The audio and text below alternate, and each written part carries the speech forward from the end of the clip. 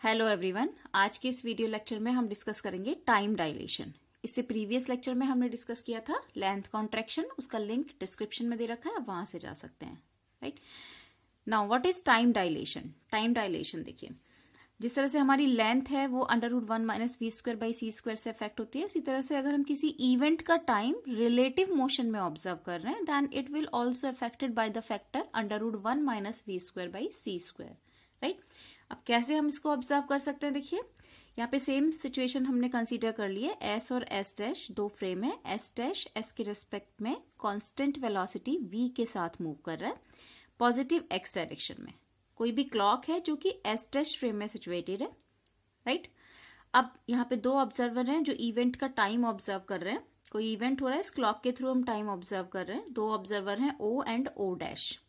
ठीक है, तो O और O डैश को सेम इवेंट का टाइम डिफरेंट दिखाई देगा just because of this relative motion. दोनों फ्रेम क्या है? रिलेटिव मोशन में है, दोनों इनर्शियल फ्रेम है। एस डैश कांस्टेंट वेलोसिटी से मूव कर रहा है, तो इस कांस्टेंट वेलोसिटी से मूव करने की वजह से O और O डैश दोनों को इवेंट का टाइम अलग अलग दिखाई देगा। This is known as time dilation. Time दिखाई कैसे देगा? जो O डैश ऑब्जर्वर है उसको ज्यादा टाइम दिखाई देगा, जो O ऑब्जर्वर है उसको ज्यादा टाइम दिखाई देगा, O डैश को एक्चुअल टाइम दिखाई देगा। राइट, तो मीन्स इवेंट का टाइम जो है वो रिलेटिव मोशन की वजह से क्या हो रहा है? इंक्रीज हो रहा है, and this phenomenon is known as time dilation. Definition में जैसा कि दे रखा है यहाँ पे देखिए, time interval of an event appear to be increased due to relative motion. किसी भी इवेंट का टाइम बढ़ा हुआ दिखाई देना just because of relative motion is known as time dilation. ठीक है, अब यहाँ पे हमने जो केस कंसीडर किया है उसमें देखो, क्लॉक जो है उस क्लॉक में हम मान लेते हैं कि जो O डैश ऑब्जर्वर है उसको टाइम क्या दिखाई देता है? T0 दिखाई देता है इवेंट का, और O ऑब्जर्वर का इवेंट का टाइम क्या है? T टाइम है इवेंट का। राइट, अब यहाँ पे जो डिस्टेंस है दोनों फ्रेम की और क्लॉक की वो हम ले लेते हैं। S फ्रेम से क्लॉक की डिस्टेंस क्या है? X है, और S डैश फ्रेम से क्लॉक की डिस्टेंस क्या है? X डैश है। राइट, तो सपोज अगर T0 टाइम है इवेंट का O डैश के लिए, तो टाइम अगर हम कैलकुलेट करें तो क्या हो जाएगा? T0 इज इक्वल टू क्या होगा? Final time of the event minus initial time of the event. तो टोटल टाइम निकल के आ जाएगा T0 की वैल्यू कितनी है। राइट, तो वही हमने यहाँ पे किया है। देखो, T0 is the total time and it will be equal to T2 dash minus T1 dash. यहाँ पे T2 डैश क्या होगा? Final time of the event, और T1 डैश क्या होगा? Initial time of the event. Right, तो equation बन जाएगी T0 is equal to T2 dash minus T1 dash. Right, अब यहाँ पे एक और चीज है नोटिस करने वाली कि यहाँ पे जो O डैश ऑब्जर्वर है, O डैश ऑब्जर्वर और क्लॉक एक दूसरे के रिस्पेक्ट में क्या है? रेस्ट पोजीशन पे है। राइट, फ्रेम भी इसी एस डैश फ्रेम के अंदर ही क्लॉक है और एस डैश फ्रेम के अंदर ही ऑब्जर्वर है। वो अलग बात है कि फ्रेम मूव कर रहा है, लेकिन ये दोनों एक दूसरे के रिस्पेक्ट में क्या है? रेस्ट पोजीशन पर है। तो जो O डैश ऑब्जर्वर है उसको इवेंट का टाइम जो दिखाई देगा उसको हम क्या बोलते हैं? Proper time. उसको हम बोलेंगे क्या? Proper time. यहाँ पे O ऑब्जर्वर और क्लॉक दोनों एक दूसरे के रिस्पेक्ट में क्या है? मूविंग पोजीशन पे है। फ्रेम मूव कर रहा है और ये यहाँ पे रेस्ट पे है, तो ये दोनों एक दूसरे के रिस्पेक्ट में क्या हो गए? मूविंग पोजीशन पे है। तो ये O ऑब्जर्वर को जो टाइम दिखाई देगा वो क्या होगा? अपीयरेंट टाइम होगा। राइट, ये क्वेश्चन पूछा जाता है, what is proper time and what is apparent time. तो यहाँ पे हम इसका आंसर कर सकते हैं, when the clock and observer both are at rest position with respect to each other then it is known as proper time. Right, और जब एक दूसरे के रिस्पेक्ट में मूविंग पोजीशन पे होंगी तो ऑब्जर्विंग टाइम जो होगा वो क्या होगा? आपका इम्प्रॉपर टाइम, या फिर हम कह सकते हैं अपीयरेंट टाइम होगा। राइट, अब ये हमने टाइम ले लिया किसके लिए? एस डैश फ्रेम के लिए। सेम अगर हम एस फ्रेम के लिए T टाइम ले लेते हैं तो T इज इक्वल टू क्या हो जाएगा? T2 minus T1। ये सेम इंस्टेंट पर हम टाइम इंटरवल देख रहे हैं किसी भी इवेंट का। राइट, तो T इज इक्वल टू क्या हो जाएगा? T2 minus T1। T2 क्या है यहाँ पे? Final time of the event, and T1 is the initial time of the event. तो T इज इक्वल टू हो गया T2 माइनस T1, और ये क्या होगा? आपका अपीयरेंट टाइम होगा, और ये टाइम क्या होगा? T0 प्रॉपर टाइम होगा। राइट, इनको हमने नाम दे दिया इक्वेशन 1 एंड इक्वेशन 2। अब यहाँ पे देखो हम यूज करेंगे Lorentz inverse transformation. Lorentz inverse transformation में जो हमें टाइम के कोऑर्डिनेट मिलते हैं, वो टाइम कोऑर्डिनेट क्या है हमारे? टाइम कोऑर्डिनेट है t इज इक्वल टू, अगर हम यहाँ पे देखें time coordinate is equal to होता है हमारा t is equal to t dash plus v x dash upon c square upon under root 1 minus v square upon c square. Inverse transformation के according हमारे टाइम के coordinate ये होते हैं, right. अगर यहां पे हम इसको t1 लेंगे तो ये क्या हो जाएगा? t1 dash. अगर हम यहाँ पे t2 लेंगे तो यहाँ पे क्या हो जाएगा? t2 डैश हो जाएगा, राइट। क्योंकि हमें इनिशियल फाइनल टाइम चाहिए, तो उसके अकॉर्डिंग जब यहाँ t1 आएगा तो यहाँ t1 डैश आ जाएगा, यहाँ t2 आएगा तो यहाँ t2 डैश आ जाएगा, राइट। अब यहाँ पे देखो क्वेश्चन अराइज होता है कि हमने इनवर्स ट्रांसफॉर्मेशन को क्यों यूज किया, जबकि हमने लेंथ कॉन्ट्रैक्शन में तो नॉर्मल लॉरेंज ट्रांसफॉर्मेशन यूज की थी, तो यहाँ पे हमने इनवर्स क्यों यूज किया? देखिए उसका भी रीजन है। इनवर्स हमने यहाँ पे इसलिए यूज किया क्योंकि अगर हम देखें तो इनवर्स ट्रांसफॉर्मेशन का कोऑर्डिनेट ये, और इस कोऑर्डिनेट में क्या आ रहा है? एक्स डैश आ रहा है। यहाँ पे देखो, यहाँ पे क्या आ रहा है? V x dash, right. अगर हम इस डायग्राम से देखें तो एक्स डैश की जो पोजीशन है, ये जो एक्स डैश डिस्टेंस है वो कांस्टेंट रहेगी, चाहे ये फ्रेम कितनी भी वेलोसिटी से मूव कर रहा हो और कितनी भी दूर तक जाए, राइट।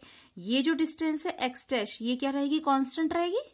लेकिन एक्स की जो वैल्यू है वो हर सेकंड पे चेंज हो जाएगी, कि ये फ्रेम क्या है आपका? मूव कर रहा है इस तरह से, राइट। तो ये वैल्यू हमेशा चेंज होती रहेगी और ये वैल्यू क्या रहेगी? कांस्टेंट रहेगी, राइट।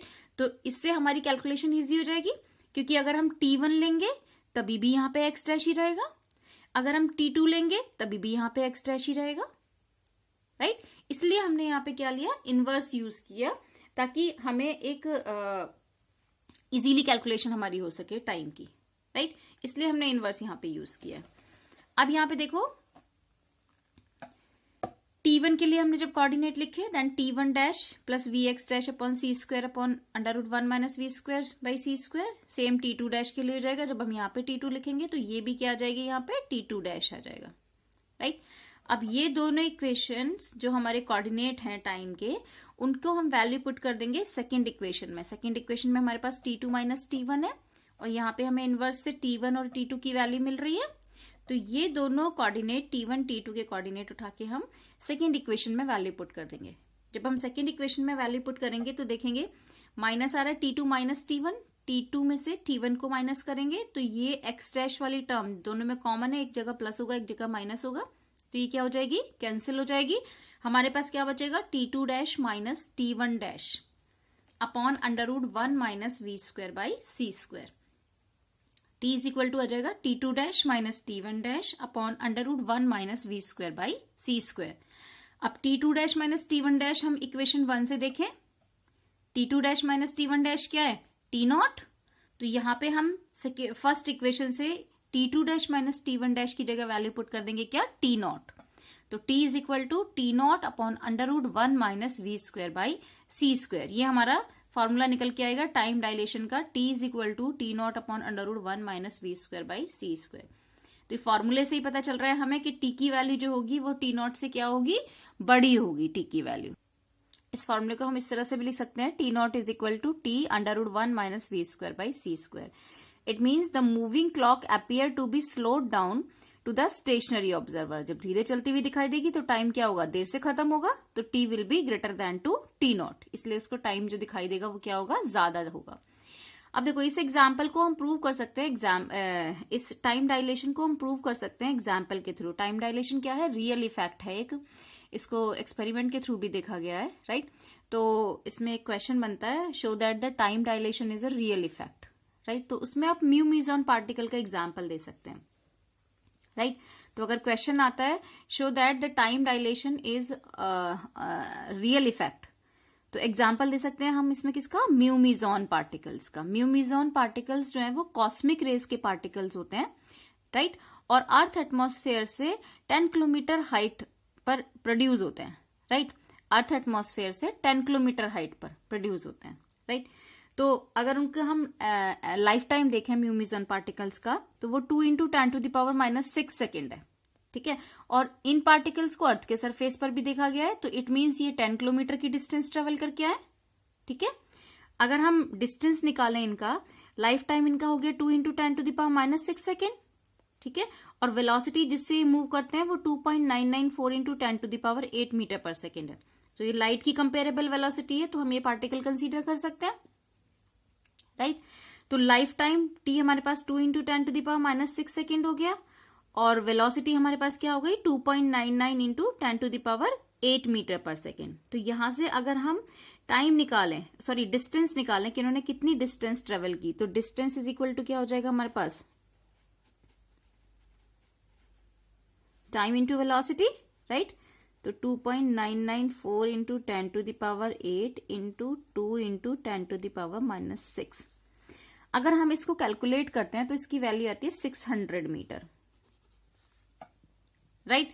लेकिन ये तो 10 किलोमीटर हाइट पर हम बोल रहे हैं कि अर्थ सरफेस से 10 किलोमीटर हाइट पर मिलते हैं, और अर्थ के सरफेस पर भी मिल रहे हैं, तो ये 10 किलोमीटर की डिस्टेंस ट्रेवल करके आए। ठीक है, तो ये पॉसिबल है just because of time dilation. अगर हम यहाँ पे टाइम डायलेशन अप्लाई कर दें, मीन्स अगर हम इस टी को, टी जो हम ले रहे हैं t is equal to 2 × 10⁻⁻6 second, इसको टी ना लेके टी नॉट लें, इसको हम प्रॉपर टाइम लें, एक्चुअल टाइम लें, राइट। और उसके बाद हम क्या करें, अपीयरेंट टाइम कैलकुलेट करें। तो अपीयरेंट टाइम अगर हम कैलकुलेट करते हैं तो अपीयरेंट टाइम क्या होगा, यहां पे पहले हम इसको एक्सप्लेन कर देते हैं। But these particles are found on the surface of Earth, which indicate that they are actually traveling a distance 10 kilometer, not only 600 meter. And this is possible if time dilation is considered. अगर हम time dilation को consider करते हैं तो ये हम distance calculate कर सकते हैं कि जो distance है वो 10 किलोमीटर के आसपास ही आती है। तो t is equal to T0/√1 - v²/c²। ये एक्चुअल टाइम है, पहले हम क्या निकालेंगे, अपीयरेंट टाइम निकालेंगे, जो हमें दिख रहा है वो टाइम हम कैलकुलेट करेंगे। तो T0 की वैल्यू क्या हो गई, 2 × 10⁻6 अपॉन √1 - v² की वैल्यू हो जाएगी 2.994 × 10⁸ अपॉन 3 × 10⁸ का स्क्वायर, राइट। इसको जब हम सॉल्व करते हैं तो जो वैल्यू हमारे पास आती है दैट इज 3.33 × 10⁻⁻5 सेकेंड, ये वैल्यू आती है। तो ये क्या आ गया हमारे पास, अपीयरेंट टाइम हो गया। अब इस टाइम को लेके हम क्या निकालेंगे, डिस्टेंस निकालेंगे, राइट। तो d इज इक्वल टू क्या होगा, v × t, that is equal to v हमारे पास है वेलोसिटी 2.994 × 10⁸ इंटू टाइम इज 3.33 × 10⁻⁻5। इसको जब हम सॉल्व करते हैं तो 9 पॉइंट समथिंग आता है, which is approximately equal to 10 kilometre, right. तो अगर हम टाइम डायलेशन को कंसीडर करते हैं तो एक्चुअल डिस्टेंस जो है वो निकल के आती है d is equal to 10 kilometre. So we can say that time dilation is real effect, right. I hope ये वीडियो आपको समझ में आया होगा। Thanks for watching this video.